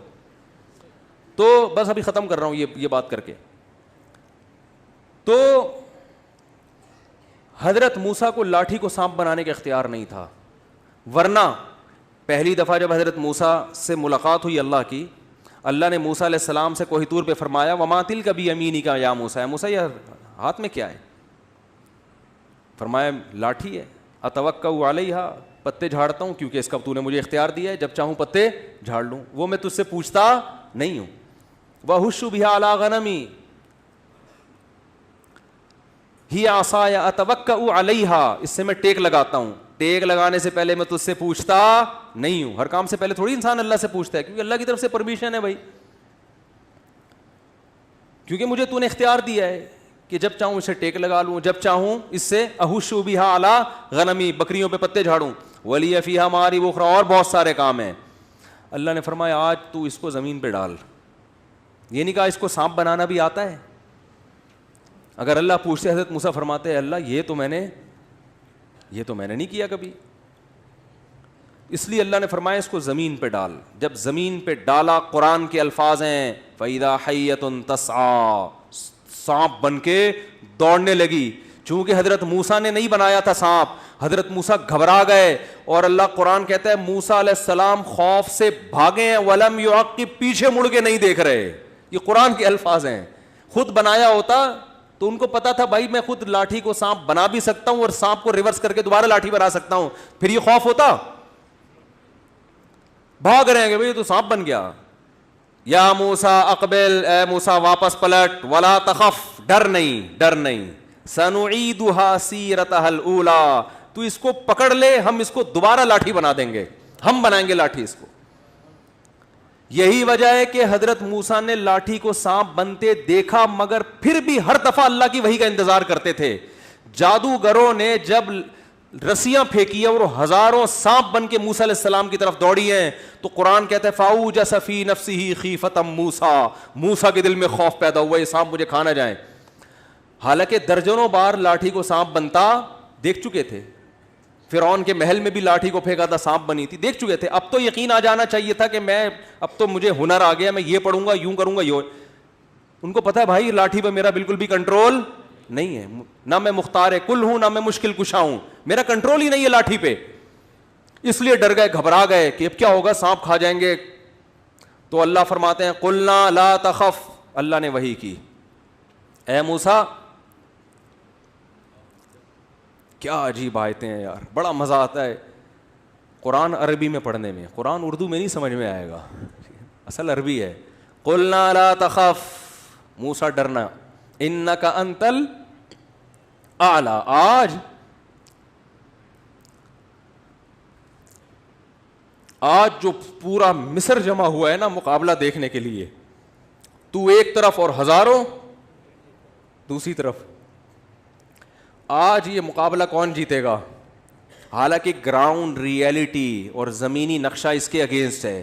ہزاروں سانپ دوڑ رہے ہیں اور موسیٰ علیہ السلام کے پاس مقابلے کے لیے نہ کوئی غلیل، نہ کوئی تلوار، نہ کوئی بندوق. ایک لاٹھی سے کتنے سانپ ماریں گے؟ اس لیے پیغمبر ہو کے بھی، کلیم اللہ ہو کے بھی کیا ہو گئے؟ گھبرا گئے. اور ہم کہہ رہے ہیں انک انت الاعلی، آج تو غالب آئے گا. اے اللہ کیسے آؤں گا غالب, میرے پاس تو کچھ ہے نہیں. اور اگر اللہ نہ کرے فرار ہو گیا تو لوگ کیا بولیں گے, معاذ اللہ مقابلہ ہار گئے. القی ما فی یمینک, اے موسیٰ تیرے دائیں ہاتھ میں جو لاٹھی ہے اسے زمین پہ ڈال دے. اگر اختیار ہوتا نا تو اتنی لمبی ڈیٹیل کی ضرورت نہ ڈرنے کی, نہ وحی کے انتظار کرنے کی, نہ تسلیوں کی. کہتے ہیں میرے پاس ہے. جیسے کوئی آ رہا ہو چور, کوئی ڈاکو, آپ کے پاس رائفل ہے تو انتظار کرتے ہو پولیس والے کا, وہ کہے گا تسلی مت کر, تیرے ہاتھ میں جو رائفل ہے ٹریگر ہے ٹھا کر دے. کرتے ہو؟ بولو بھائی جب یہ رائفل ہے اس لیے کہ پوچھے بغیر چلانی ہے. ایسا ہی ہوتا ہے نا. حضرت موسیٰ کو پتا تھا بھائی یہ لاٹھی ہے, پتہ نہیں میں پھینکوں گا کیا ہوگا اس کا, مجھے کیا پتا کیا ہوگا. تو معجزہ پیغمبر کے اختیار سے نہیں ہوتا, پیغمبر کا کوئی عمل دخل نہیں ہوتا, کیونکہ ایسے اختیارات اللہ نے کسی کو دیے نہیں ہیں. پیغمبر کا صرف ہاتھ ہوتا ہے, قدرت اور طاقت کس کی ہے؟ اللہ کی. تو اے اللہ کیا کروں, القی ما فی یمینک, تیرے دائیں ہاتھ میں جو لاٹھی ہے اسے زمین پہ ڈال دے. کیا ہوگا؟ تلقف ما صنعوا, جو انہوں نے جادوگری کے کرتب دکھائے ہیں نا سب کو نگل لے گی. یہ کیا کرے گی؟ سب ختم. ایک لاٹھی زمین پہ پھینکی, اژدہا بن کے ایک سانس لیا اس نے اور سارے سانپ اس کے پیٹ میں. اور جو جادوگر تھے نا انہوں نے کہا یہ جادو نہیں ہے, کیونکہ وہ تو جانتے تھے جادو اور حقیقت میں کیا فرق ہے. انہوں نے کہا ہم نے جو کیا وہ مسمرزم ہے. بھائی رسیوں کو سانپ بنانا کسی کے بس میں دم نہیں, حقیقت میں نہیں ہو سکتا, ورنہ جادوگر تو پتہ نہیں کیا کیا کرتے بیٹھ کے. سنگ دل محبوب آپ کے قدموں میں لکھتے ہیں نا جادوگر. ان کمبختوں کو اپنی نہیں ملتی, اپنی بیویاں ان کے گھروں سے بھاگی ہوتی ہے, آپ کو سنگ دل محبوب لا کے دلائے گا. یہ میں جادوگروں سے کہتا ہوں, ہمارے پٹھان بھائی ہے نا, قابل عزت قابل احترام, مجھے ان کے ہوٹل کے پراٹھے بہت پسند ہیں اور کسی اور ہوٹل میں مزہ نہیں آتا. تو میں ان جادوگروں سے کہتا ہوں یار تو کسی پٹھان بھائی کے ہوٹل سے فری میں ایک پراٹھا اٹھا کے لے آ, خالی پیسے دیے بغیر. جو کسی ہوٹل سے پراٹھا لا کے آپ کے سامنے ڈش میں نہیں رکھ سکتا, وہ محبوب جو سنگ دل بھی ہو اس کو آپ کے قدموں میں لا کے کہاں سے ڈالے گا یار؟ کچھ عقل کی بات ہے. تو مت برباد کرو اپنے آپ کو ان عاملوں پر. ان سے بولو پہلے تو پراٹھے پہ تجربہ کر. وہ ہوٹل والا تیرے ایسی چترول لگائے گا نا جب تو لے کے جا رہا ہوگا, تو جن لے کے جائے بھوت لے کے جائے وہ نہیں چھوڑے گا. اب کوئی پراٹھے والا آیا چپکے سے پیسے دیے بغیر لے جا رہا ہے تو ہوٹل والا کہے گا کہ آپ چونکہ جن ہیں لہذا لے جائیں. آپ کہے گا بھائی پیسے کے بغیر, یا ہم نے جنات کو کھلانے کے لیے ہوٹل نہیں کھولا, یہاں پہ بزنس ہے, ورنہ کل کوئی چڑیل آئے گی وہ 6 پراٹھے لے جائے گی. تو القی ما فی یمینک, اے موسیٰ تیرے دائیں ہاتھ میں جو لاٹھی ہے اسے. ہاں میں کہتا جادوگروں کو یقین ہو گیا کہ یہ جادو نہیں ہے, ہم نے تو آنکھوں کو دھوکہ دیا ہے, حقیقت میں تھوڑی لاٹھی سانپ بنی ہے, اتنا جادوگر کے پاس پاور نہیں ہوتی ہے. لیکن موسیٰ نے جو کیا ہے یہ انسان کا کام نہیں, تو حقیقت میں سچی مچی کا اژدہا ہے. تبھی قرآن کہہ رہا ہے فَأُلْقِيَ, فا کہتے ہیں ایک سیکنڈ بھی تاخیر نہیں ہوئی ہے, سارے جادوگر ایک دم سجدے میں گر گئے اور کہنے لگے آمنا برب ہارون. پبلک سجدے میں نہیں گری ہے کیونکہ پبلک کنفیوز ہو سکتی تھی, لیکن جادوگر کنفیوز نہیں ہو سکتے تھے. انہوں نے کہا یہ جادو نہیں ہے بھائی, حقیقت میں کیسے بن گئی, یہ تو خدا کا کام ہے. سارے جادوگر سجدے میں گرے اور کہنے لگے آمنا برب ہارون و موسیٰ, ہم موسیٰ اور ہارون کے رب پر ایمان لائے. وضاحت بھی کر, اگر وہ کہتے ہیں نا رب پر ایمان لائے, فرعون کہتے ہیں اچھا خوش فہمی آتا ہے, رب مجھے ہی کہہ رہے ہیں. نا موسیٰ اور ہارون کے رب پہ. فرعون نے کہا معاذ اللہ, نورا کشتی ہے, دونوں نے پہلے سے مکمکا کیا ہوا تھا کہ تم فتح ہوگی, تم شکست قبول کر لینا, پھر دونوں مل کے حکومت کریں گے. نورا کشتی ہے. لأقطعن ایدیکم وارجلکم من خلاف, فرعون نے جادوگروں سے کہا ہاتھ پاؤں کاٹ کے سولی پہ لٹکا دوں گا. تو جادوگر نے کہا قبول ہے, لٹکا دے. اگر یہ نورا کشتی ہوتی جادو موت قبول نہ کرتے. سیاسی لوٹے جب مفاد کی وجہ سے لڑکتے ہیں تو جہاں مفاد زیادہ ہوگا وہاں لڑکیں گے کہ نہیں لڑکیں گے؟ کیا خیال ہے بھائی؟ بھائی جب مفاد ہی اصل ہے تو جب فرعون نے کہا لٹکا دوں گا تو وہ کہہ سکتے تھے کہ ہمارا تو مقصد مصر کی حکومت تھی, قتل ہی ہو گئے تو کیا فائدہ, تو وہ کہتے تھے فوراً رجوع کر لیتے. لیکن انہوں نے کہا فقضی ما انت قاض, اے فرعون سولی پہ لٹکانا تو دور کی بات ہے, تو جو کر سکتا ہے ٹکڑے بنا کے آگ میں ڈال دے, کر لے.